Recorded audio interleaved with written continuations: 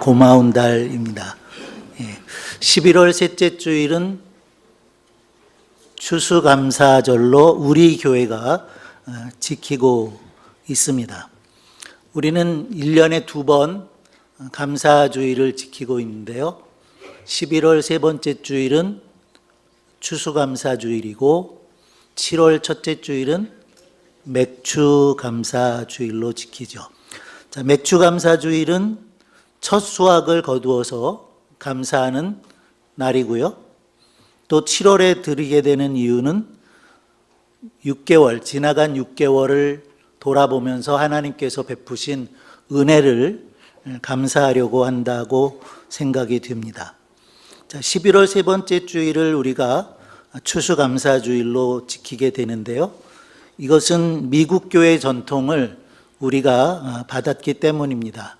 미국의 여러 선교사님들이 오셔서 그 전통을, 미국 교회의 전통을 물려주게 되었던 것인데요.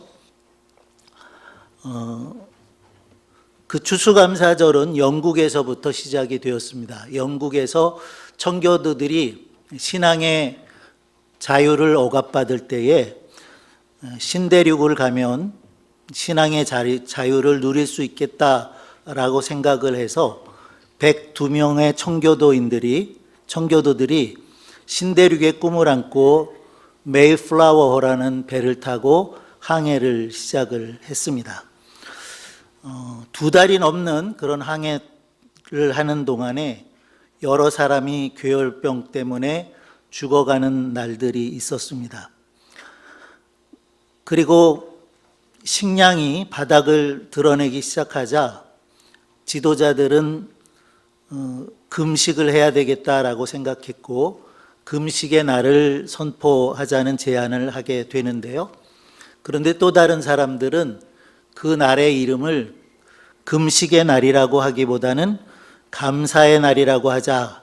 그래서 감사의 날로 정했다는 것입니다. 항해를 하면서 여러 가지 어려움들이 있었지만 또 식량이 떨어지는 일도 있었고 죽음에 이르는 사람들도 있었지만 그날을 감사의 날로 선포하자고 했던 그 감사의 조건들을 보게 되면 그들이 신대륙의 꿈을 아직 잃어버리지 않고 갖고 있다는 것 때문에 그날이 감사의 날로 선포하자고 하는 첫 번째 이유였고요.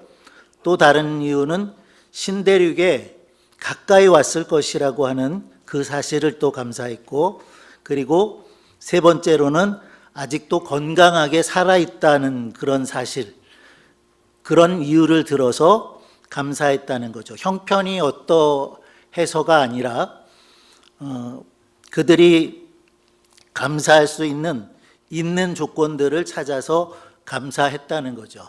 그렇게 감사의 날을 선포하고 금식한 후에 다섯째 날이 되었을 때에 1620년 12월 21일인데요.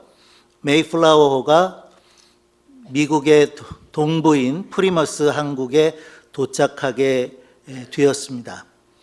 신대륙에 도착한 청교도들은 대부분이 농사일을 했던 사람들은 아니었습니다. 그들이 추운 겨울에 신대륙에 도착해서 굶주림과 또 추위, 풍토병 이런 등의 이유로 인해서 절반가량이 첫 해 겨울을 나지 못하고 죽음에 이르고 말았는데요. 그 첫 해를 보내면서 인디언들과 함께 하나님께 감사하며 예배하게 되는데 그 예배가 바로 추수감사절을 지키는 유래가 되었다고 하는 것입니다. 1863년에는 미국의 그 링컨 대통령이 청교도들의 감사 정신을 계승하면서 11월 마지막 목요일을 추수감사절로 Thanksgiving Day로 지키게 되었고요. 그 후에 다시 날을 좀 조정해서 11월 세 번째 주일에 추수감사절로 미국은 공휴일로 지키고 있는 것을 우리가 볼 수가 있습니다. 바로 그 전통이 우리가 오늘 한국교회, 우리 교회가 추수감사절을 11월 셋째 주일에 지키게 된 그런 전통을 지켜나가고 있는 것입니다.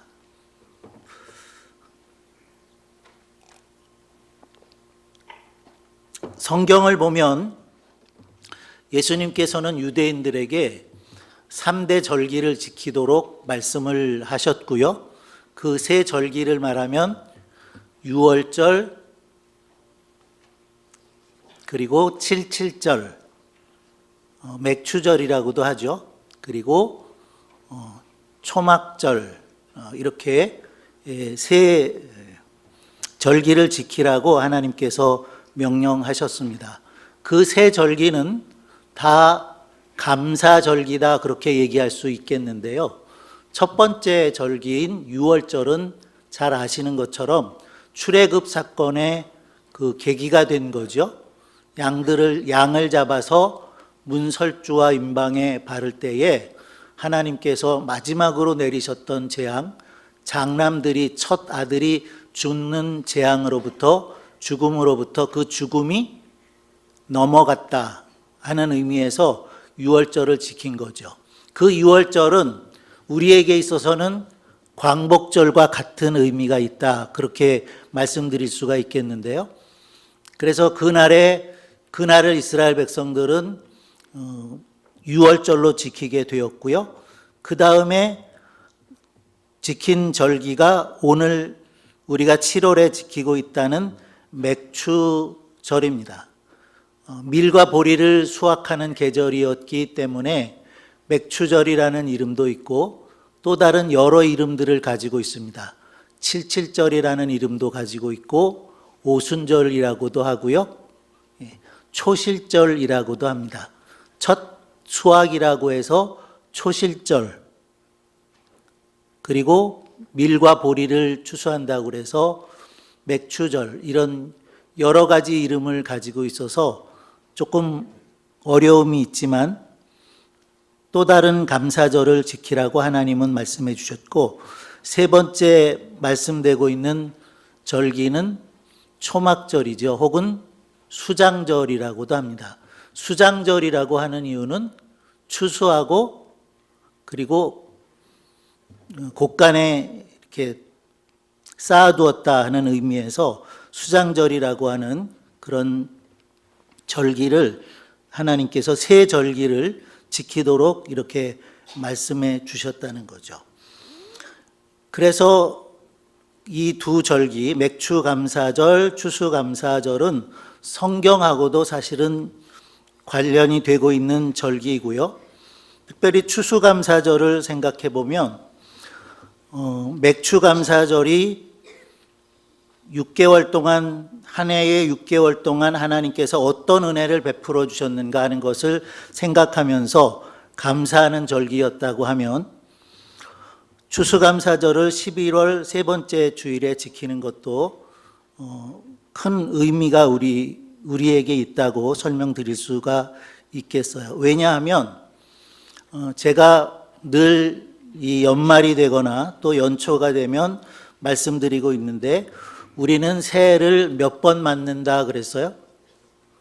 우리는 새해를 3번 맞는다 그랬죠. 제일 먼저는 교회력으로 우리가 새해를 맞습니다. 12월이 들어가면은 대개는 12월 첫째 주일이 대림절 첫 번째 주일입니다. 그 대림절이 시작하면서부터 새해가 시작되어지는 것인데, 그러니까 교회력으로 말하면 11월이 마지막 달이에요. 그리고 11월 셋째 주일은 마지막에서부터 한 주일, 앞선 주일이 이 추수감사 주일입니다. 그렇게 생각해 볼 때 지난 1년을 돌아보면서 감사하는 날이 추수감사 주일이 되겠다, 그렇게 설명드릴 수가 있겠지요. 오늘 실제로 농사 짓는 분이 많지 않아요. 우리 가운데도 농사를 짓는 분이 많지 않지만 그런 의미 부여를 할 수 있겠다는 겁니다. 추수감사절은 지난 1년을 돌아보면서 하나님의 은혜를 감사하는 날이 바로 추수감사절이고요.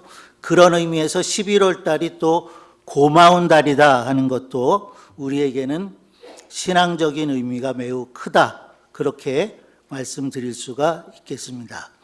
자, 오늘 우리가 함께 읽은 말씀은 우리가 잘 아는 말씀이죠.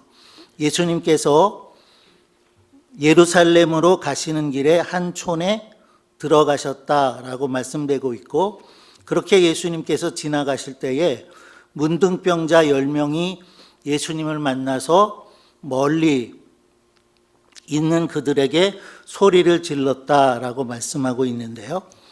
자, 문둥병자들은 건강한 사람하고 가까이 갈 수가 없었습니다. 그렇기 때문에 멀리 서서 그들이 소리를 질렀다라고 말씀하고 있는데, 레위기를 보게 되면 문둥병자는 이렇게 하라고 말씀되고 있습니다.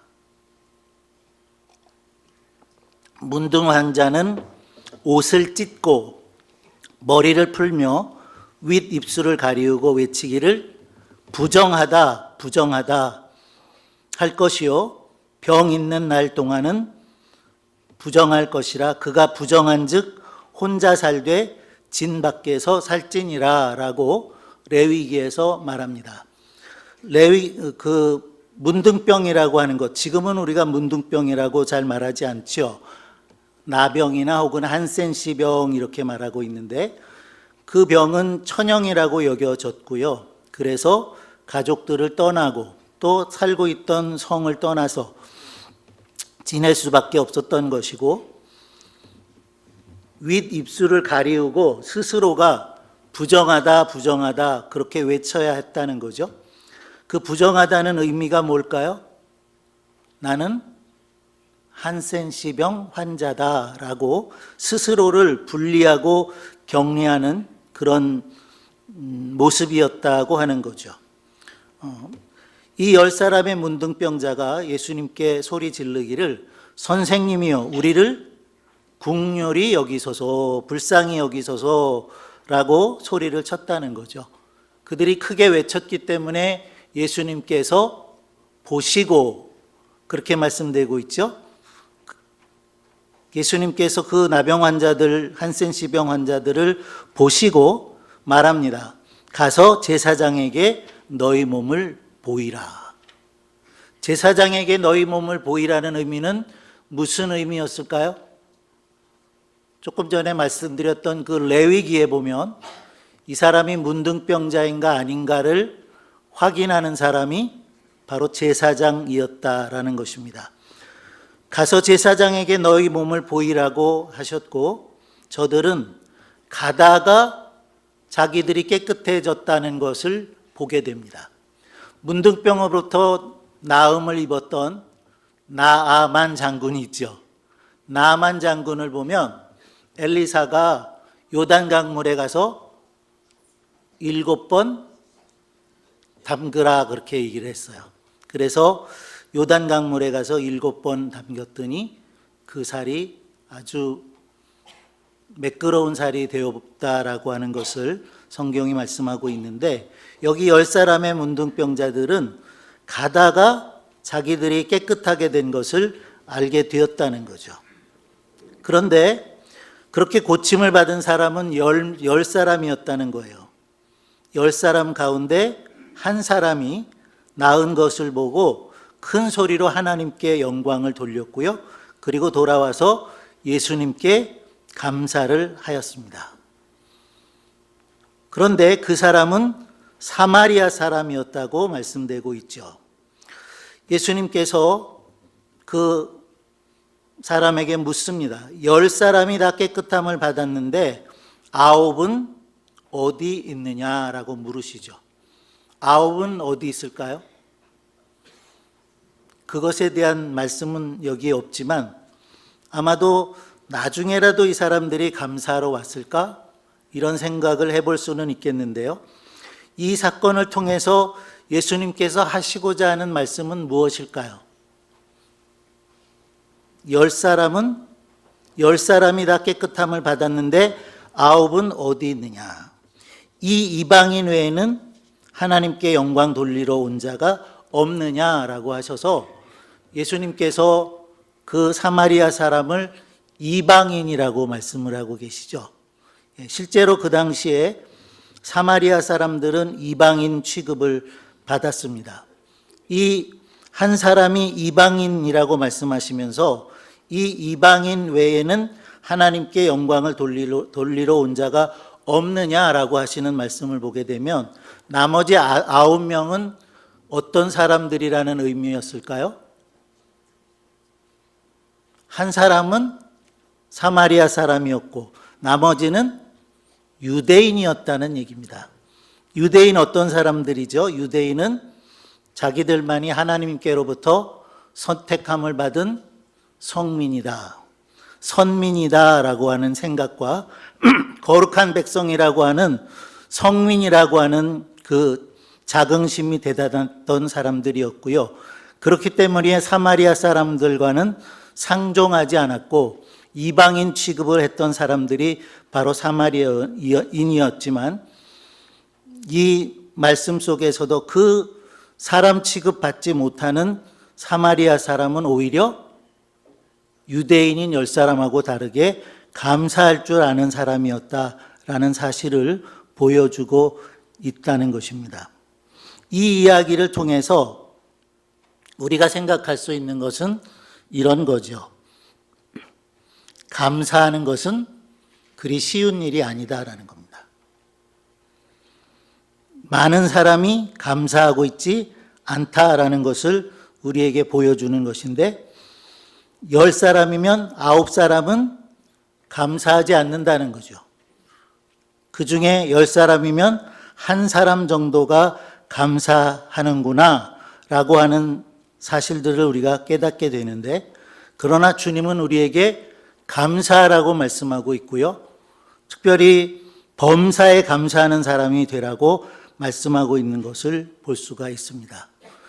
바라기는 우리 모두가 감사하는 사람들이 되어지기를 바랍니다.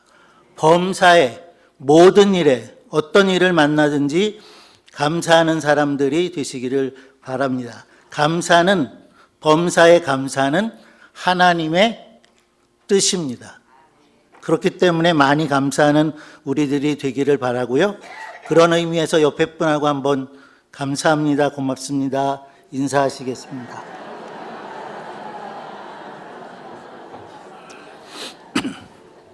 뭐가 감사하시죠? 예, 모든 것이 감사예요. 범사에 감사. 형편이 어떠하든지 사정이 어떠하든지 감사할 수 있어야 한다는 것입니다. 흑인으로서 미국에서 최차의 합창의장을 지냈던 콜린 파월이라는 사람이 있는데요.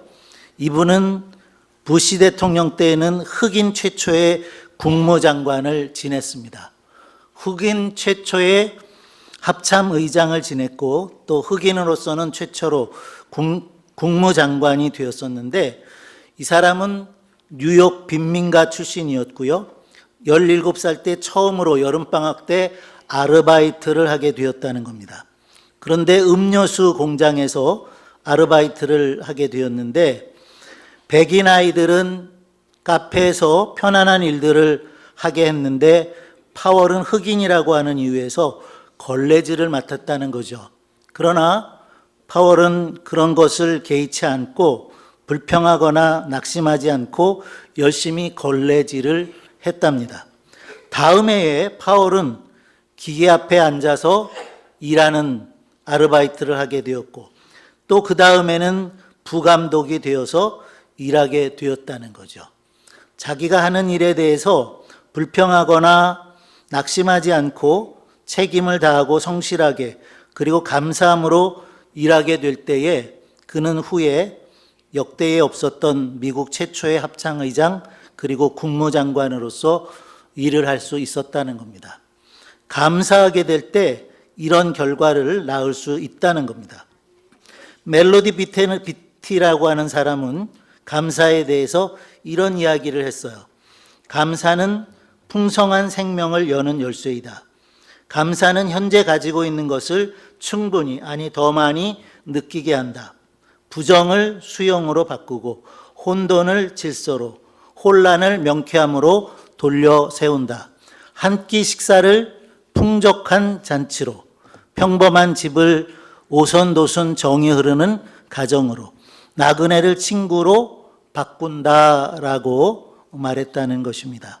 한 끼 식사가 감사함으로 풍족한 잔치로 변화될 수 있다는 거죠.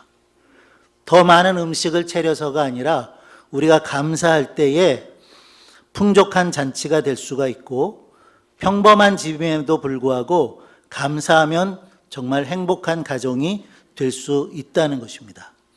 우리가 감사하는 마음을 가지게 될 때 자족할 수 있습니다. 오직 하나님만이 공급할 수 있는 평화로 가득할 수 있습니다. 그리고 이미 가지고 있는 것들을 감사하면 더 갖지 못해서 안다라는 마음이 생기지 않게 됩니다. 감사는 사람을 변화시킵니다. 하나님을 향해서 마음을 열게 하고 하나님이 주시려는 모든 복을 다 받을 수 있게 하는 것이 바로 감사입니다. 그럼에도 불구하고 우리가 참 감사하지 못하고 있다라고 하는 예수님께서 하신 또 하나의 비유가 있는데요. 누가복음 12장 16절에서 21절에 보면 한 부자 이야기가 나오고 있는 것을 볼 수가 있습니다. 한번 띄워주실 수 있을까요? 누가복음 12장 16절 21절 찾아보시죠. 예수님께서 어리석은 부자라고 말씀하시는데 16절에서 21절까지 한번 읽어보겠습니다. 한 부자가 그 밭에 소출이 풍성함에 심중에 생각하여 가로되 내가 곡식 쌓아둘 곳이 없으니 어찌할꼬 하고 또 가로되 내가 이렇게 하리라 내 곡간을 헐고 더 크게 짓고 내 모든 곡식과 쌓아두리라 또 내가 내 영혼에게 이르되 영혼아 여러 해 쓸 물건을 많이 쌓아두었으니 평안히 쉬고 먹고 마시고 즐거워하자 하리라 하되 하나님은 이르시되 어리석은 자여 오늘 밤에 내 영혼을 찾으리니 그러면 내 하셨으니 자기를 위하여 재물을 쌓아두고 하나님께 부여치 못한 자가 이와 같으리라. 예. 여기 보면 비유의 말씀이라고 하셨죠. 실제의 사건이 아니고 예수님께서 비유로 말씀하시면서 부자에 대한 말씀을 하셨는데 그 부자를 향해서 예수님이 어리석은 자여 그러시죠. 어리석은 자여.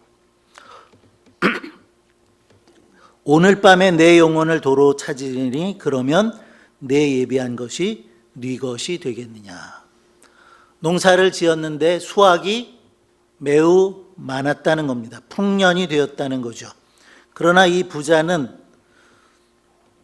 자기가 잘해서 이 모든 것을 이루었다는 생각을 했던 것으로 여겨집니다. 부자가 풍성한 소출을 하고 나서 속으로 생각을 합니다. 내가 곡식 쌓아둘 곳이 없으니 어찌할꼬 하고 가로되 내가 이렇게 하리라 내 곡간을 헐고 더 크게 짓고 내 모든 곡식과 물건을 거기 쌓아두리라 또 내가 내 영혼에게 이르되 영혼아 여러 해 쓸 물건을 많이 쌓아두었으니 평안히 쉬고 먹고 마시고 즐거워하자 했다라는 거죠. 자, 여기 많이 나오고 있는 단어가 뭡니까? 내가입니다. 내가 곡식을 쌓아둘 곳이 없으니 내가 이렇게 하리라 내 곡간을 홀고 내 모든 곡식과 물건들을 거기 쌓아두리라 또 내가 내 영혼에게 이르되 라고 말했다는 거죠. 이 부자를 어리석다고 주님께서 말씀하시는 이유는 먼저는 그가 자기밖에 모른다는 사실입니다. 그리고 자기가 혼자 이 모든 일을 이루었다고 생각하는 거죠. 그를 향해서 주님이 마지막으로 하시는 말씀이 무엇인가요? 자기를 위하여 재물을 쌓아두고 하나님께 부여치 못한 자가 이와 같으리라 라고 말씀을 하고 있죠. 하나님께 부요하지 못한 자, 이 사람이 바로 어리석은 부자였다라고 하는 것입니다. 우리가 이 부자가 경험하는 것처럼 그 밭의 소출이 풍성함에 심중에 생각하여 가로되 내가 곡식 쌓아둘 곳이 없으니 하면서 곡간을 더 크게 지었다고 하는데요. 소출이 풍성할 때 우리는 쉽게 감사할 수 있죠. 어려운 형편에서 감사하기는 쉽지 않습니다. 그러나 이 부자는 하나님께 향한 감사가 없었다는 것을 보게 되고요.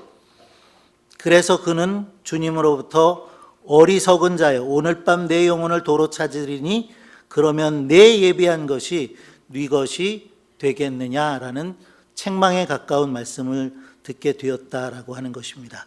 우리가 마땅히 감사해야 될 일들이 있을 때에 감사할 수 있는 그런 성도들이 다 되시기를 바랍니다. 그리고 이제 우리가 고마운 달을 보내게 될 터인데 특별히 이 고마운 달에 더 많이 감사를 할 수 있게 되기를 바라는데요. 리스트를 좀 만들어 가지고 감사한 조건들을 좀 써보면 좋겠다 그런 생각이 듭니다. 오늘은 설교의 숙제를 담아 드리는데요. 그것은 하나님께 대해서 감사하는 목록을 한번 적어 보시라는 거예요. 무엇이 감사한가? 내가 무엇을 감사할까? 적어 보시는 이 한 달이 되시기를 바라고 그렇게 하나님께 감사를 찾다 보면 많은 감사의 조건들이 나올 거예요. 없는 것들을 보면서 불평하고 원망하기보다는 우리에게 있는 것 무엇일까요? 가장 먼저는 하나님께서 우리에게 구원을 허락하셨고 하나님의 나라를 약속하셨다는 거 감사하실 수 있겠죠? 가정을 허락해 주신 거, 하나님의 말씀인 성경을 우리에게 주셨다는 거, 우리에게 몸된 교회를 허락하여 주셔서 몸된 교회를 통해서 하나님께 영광 돌려드리며 믿음으로 살게 하신 것, 이 모두가 우리가 하나님께 할 수 있는 감사의 조건들이라고 믿습니다. 한 분 한 분 감사의 조건을 헤아려서 우리가 이 고마운 달을 보낼 때뿐만이 아니라 11월 셋째 주일에 추수감사주의를 지킬 때에 정말 하나님께 감사하는 마음으로 예배할 수 있는 우리 모두가 되어지기를 바랍니다. 기도하겠습니다.